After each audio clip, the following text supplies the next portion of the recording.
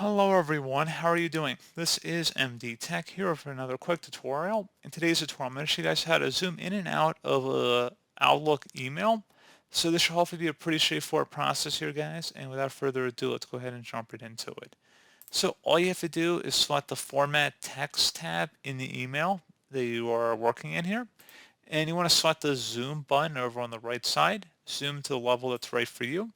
And they give you a few different predefined options here, whether you want to make it a little bit smaller, which would be 75%, or larger, 200%. So 200% is basically double the default zoom in rate. You can also do a custom percentage by just typing a number into this field, and then you would select OK. So this is what 200% would look like. Pretty straightforward process here, guys. I do hope I was able to help you out, and I do look forward to catching you all in the next tutorial. Goodbye.